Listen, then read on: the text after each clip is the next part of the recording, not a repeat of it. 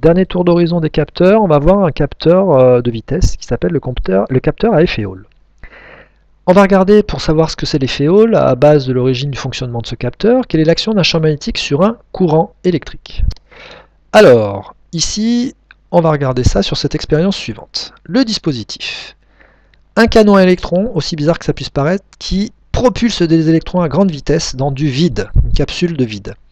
Et ici, ce sont des électrons qui se baladent à très haute vitesse de là à là, d'accord, cette ligne bleutée. Donc ça fait bien un courant électrique, ça, un faisceau d'électrons qui se balade. Alors maintenant, on va approcher un aimant, donc on va faire à proximité de ce courant électrique, et ben on approche un champ magnétique finalement, et ce champ magnétique produit tout simplement une déviation du faisceau d'électrons. Si j'avais retourné l'aimant dans l'autre sens, la déviation du faisceau d'électrons serait dans l'autre sens. Alors maintenant, on va essayer de réfléchir. J'ai trop d'électrons ici et pas assez de ce côté-là.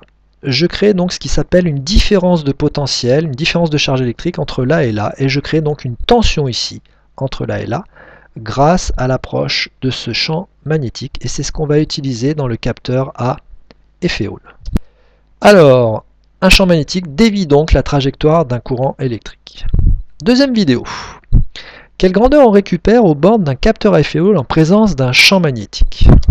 Voici une vidéo d'entreprise qui va nous vanter les mérites de son composant à effet Hall. Alors bien sûr, c'est en anglais. On va regarder ici comment ils nous présentent ça. Premièrement, ils essayent de nous montrer comment est produit, comment on arrive à détecter donc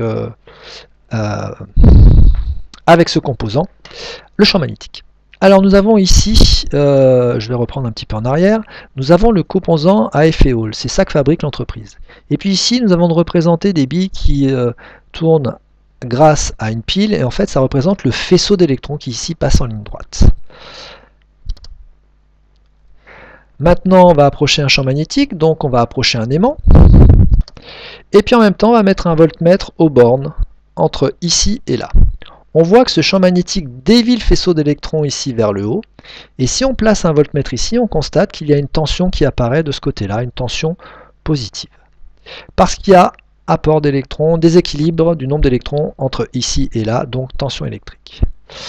Maintenant, on va retourner l'épaule de l'aimant, puis on va regarder ce qui se passe au niveau du voltmètre. Là, il passe par 0, et je change les bornes, donc le faisceau est dévié vers le bas.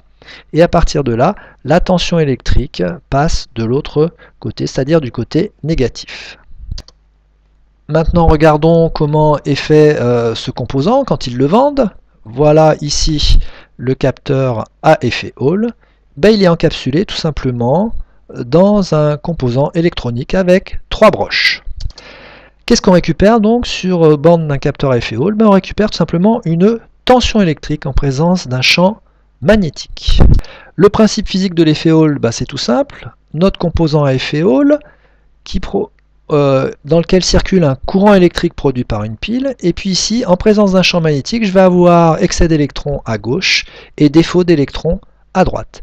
Ici, le même composant vu en coupe, c'est-à-dire que je le vois de la face avant, le courant I ici sort de l'écran, excès d'électrons à gauche, défaut d'électrons à droite. Je récupère ici une tension Hall, c'est un composant à semi-conducteur, avec B et I.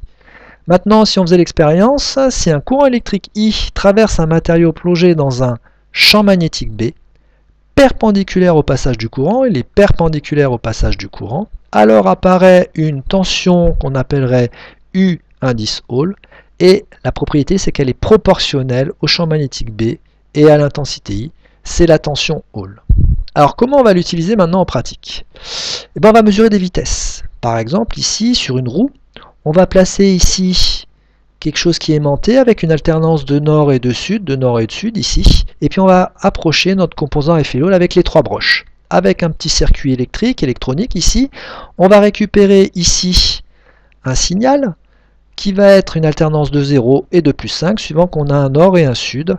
Si on arrive à connaître la fréquence, c'est-à-dire le nombre de fois par seconde que ça passe, on pourra en déduire la vitesse de rotation. Voilà comment ça se présente en pratique. Notre capteur à effet Hall, notre sonde à effet Hall, elle est là. Et puis ici, nous avons la roue aimantée par une alternance de nord et de sud. Ça s'appelle un tachymètre, par exemple pour un cyclomoteur.